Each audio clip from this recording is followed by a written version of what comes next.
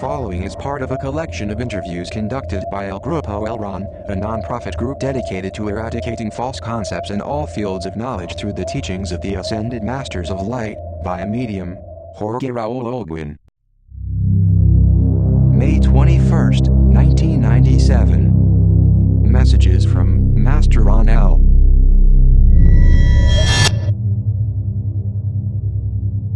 I am here with you. I am Raunel. Well, as you know, my way of thinking is different from other brothers of light. Perhaps I am a little more direct and less formal. I can tell you that I have learned many things in the spiritual plane, although I have a lot of sadness for people who have shown indifference to grow and others that have undermined some lessons. Are you talking about some Scientologists? Both Scientologists and people of the group that you are developing. And it also gives us so much pain, the desertion of some who had much to give. Sadness invades my whole being, because I expected more from many people. There are people who have stopped providing service. They have sidelined themselves due to selfishness or disinterest sees their spirit. Others have gone away because of close relatives or friends have implanted in their minds different ideas, misconceptions to separate them from the way towards the light. And to this group, how do you see it, Master? I see a lot of future. This group has a great condition. It's a group of guidance and service. It's a group that, if I can say, it is destroying engrams, because our mission is to eradicate, firstly, personal engrams, that almost all human beings have, and secondly, ending the family engrams, which most accounts. What level are you, Master? In the fifth, it's a level of light, which gives priority in sharing, where we see the power struggles of the lower levels with a lot of grief and with much pain, because their own ignorance creates unhappiness. I use a common expression, we embrace them with our spiritual wings, so that they become aware of true love, where there is no submission, but reality is another. Today I am in a lot of pain because there are people who move away from an altruistic vocation. There are people who do not understand the messages. Why don't Scientologists accept mediumship? I say it, Master, because it doesn't seem reasonable to postulate on one hand to the existence of a spiritual world and on the other to deny that there might be communication between the two levels, when it has always been done in the history of mankind. What happens is that they have a way of looking at things only from an analytical point of view, and this is a mistake. I have always said, and I hold it now, there has to be a balance. If the mind is not supported by that intuitive spirit, it becomes a machine. Have you left any clear message on mediumship or just left something for those who have eyes to see? Not all minds are prepared to capture what they don't want. There is a phrase that comes to mind, which is not mine, that goes, the one who has ears to hear, listens to it, and the one who has eyes to see, looks at it. I think that it's sometimes difficult to see or hear when there is so much attachment, which is the origin of suffering in this physical world.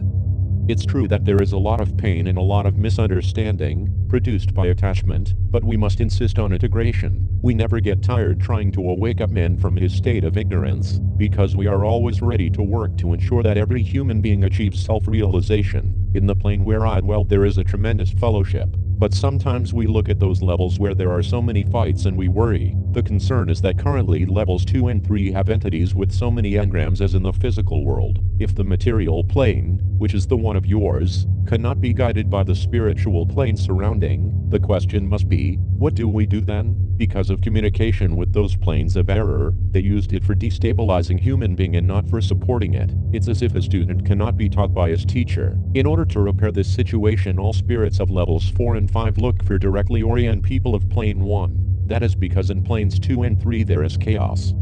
At what plane is my Latan?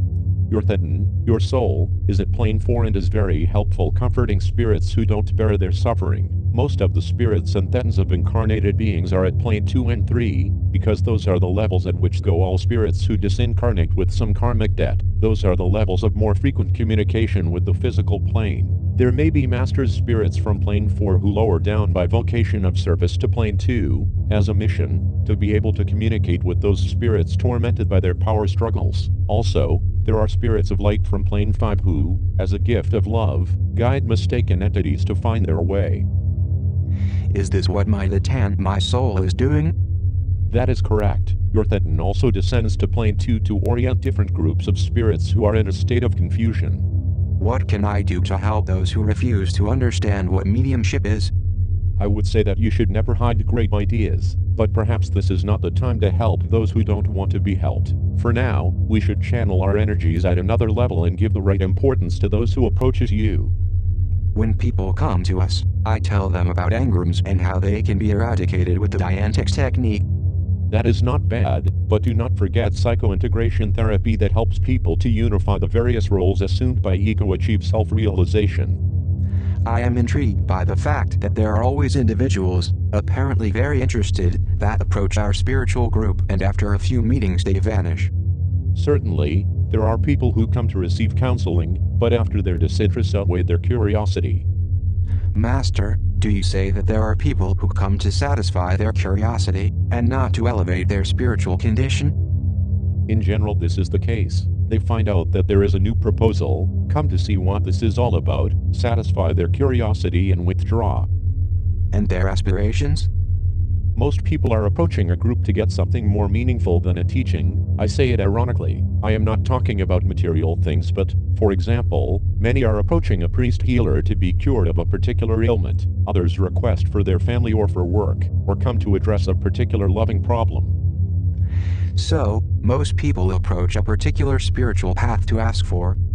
They forget to give. That also is ego. There are other cases, people who are quite high, spiritually speaking, and want to cooperate with a certain spiritual group, but then they compete with others to see who is more important within that spiritual flow. It ends up invading their pride and at the end they move away. It is another form of ego. This causes me much distress. I feel so hurt, because I am concerned that people who can help in the mission end up failing because ego dominates them. Should I try to convince those who are invaded by arrogance and leave? No, it would not make sense because the good is not imposed, it is proposed. Otherwise, those people who put themselves in first, appearing most when giving, they would end up harming the group. It is a pity, because this is a key moment and transcendental to humanity. Since the occasion of the turn of the millennium, conditions are given for a spiritual change. But in order to make that change, it is necessary that man becomes aware of his evolutionary path. I visualize a future where different guidance and service groups grow increasingly, and the aid extends. My vision goes beyond that. Logically, this will take time, but it would be important at some future date you have the means to visit energetic places such as, for example, the Uritorco Hill. In Cuzco there is a center of energy that is perhaps the highest in the world. It is a very high energetic center, where people can meditate and channel the divine energies of Plane 7. Then, they have a sense of total harmony and realize they are one with the cosmos. Is there such channeling in the Uritorco Hill?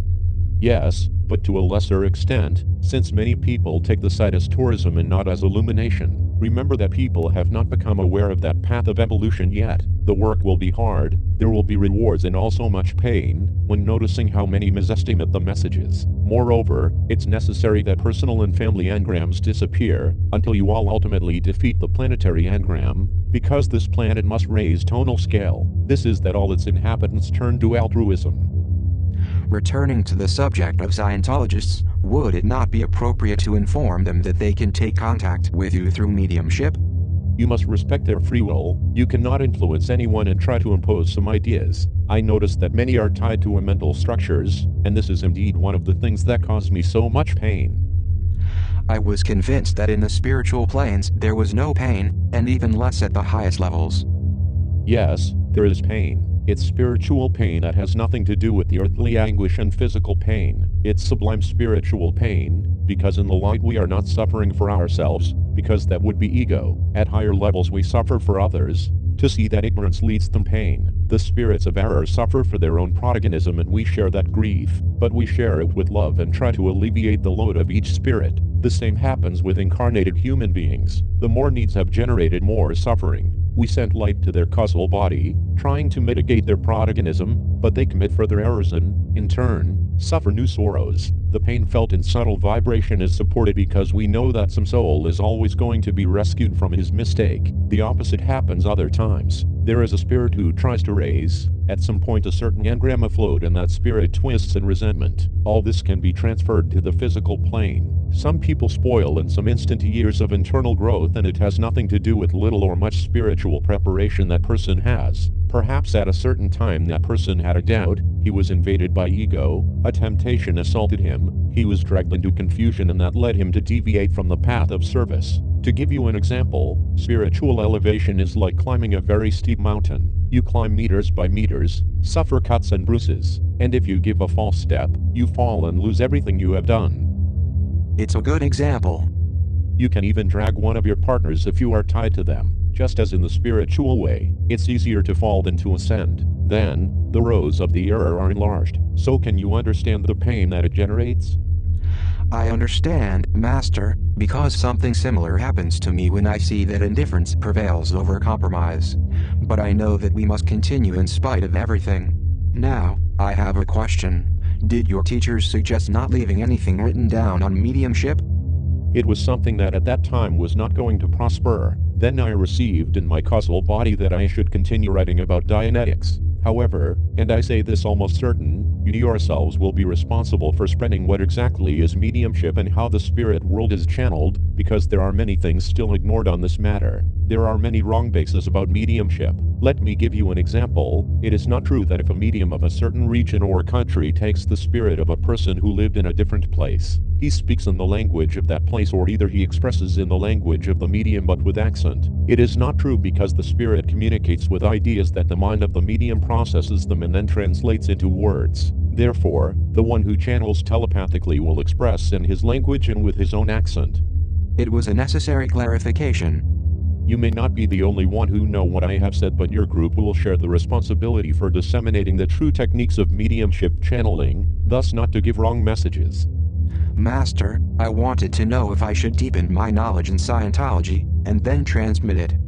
Scientology can be one of the walls of the spiritual structure. Mediumship and spirituality can be other walls along with knowledge. But the therapy of psychointegration is the roof of the building, because it seeks to integrate all selves, so that protagonism disappears. If I may use the expression, everything is going to be like a very high building where the tip will almost touch the level of light, but that work probably will not be completed in this generation, because the task is too much. One of the things that we need to achieve, and sometimes we don't do it, because human being is selfish and tries to get everything for his own glory, is to find in the future people who will continue the work of guidance and service. There are many people who try to rise spiritually, but they are not yet ready for changes, because they have to learn to live in the earthly plane, without bitterness or jealousy. It is the will of the Supreme Maker that everything should work on time. We will always find someone eager for inner growth. Otherwise it would be like planting in a sterile field. Meanwhile, we must continue tirelessly in the search. Now I am interested to know if you are present, because I invoked you, or was it scheduled your presence here? My presence was scheduled. Usually invoking entities of subtle levels is impossible if he is in a particular mission. Know that many entities of light help different towns to withstand feel marginalized, so that resentment or a revengeful feeling does not arise in them. Are you talking about countries with limited resources?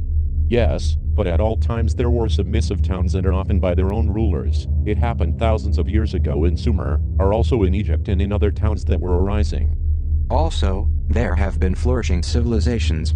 There were great civilizations, like Atlantis, another one of extraterrestrial origin called Yum that did not leave tracks. They were beings of light and lived in the earth entrails. His peers, meanwhile, were looking for a world without people to be able to populate it, because their planet of origin was dying, and they did not want to interfere too much with the land. They eventually left the planet, going in search of their own, but they left bases, with apparatuses which could produce food continuously. Why don't you give us now the manufacturing system? Because it is necessary that man still fights for his survival, for his food. Man is not prepared for this facility yet, and those opportunities achieving goals would be lost. How many years behind is the Earth, evolutionarily speaking? Earth is behind schedule in its spiritual evolution with regards to its technological advancement. In the scientific side, progress was made even more than expected. I don't understand. It was estimated, for example, that just by 2100 of the Christian era, the atomic fission and the nuclear weapons would be discovered, and this, as everyone knows, was made earlier. In 1938 the nuclear fission was discovered. There were atomic bombings in 1945, but it was not their time yet. And how could that be, Master? It was the greed of power of the human being that led him to major wars, and researchers devoted all their time to create destruction devices. Do you have another question to make? Yes, from your point of view, which is, in particular, the purpose of our spiritual mission? Trying to attract the largest possible number of people to teach them all the knowledge you have and you are gradually gaining. The important thing is that we do not fall into a crude proselytism, but offer what you know to those who wish to grow. In conclusion, I wish to convey that as well as I have come to this plane with a lot of pain for people who have disappointed us with their disinterest, I must also highlight the work of many who work with dedication and selflessness. How do you channel that feeling of pain? It is enough to us that a soul opens his heart and starts walking the path toward the light. That is enough to transform our grief into joy. The pathway is not easy. Master Jesus spoke of separating the wheat from the darnel. We know that wheat is growing, but there are still a lot of darnel. Anyway, spiritual evolution is not going to stop its march. Thank you, Master, for your message. Until soon. Greetings.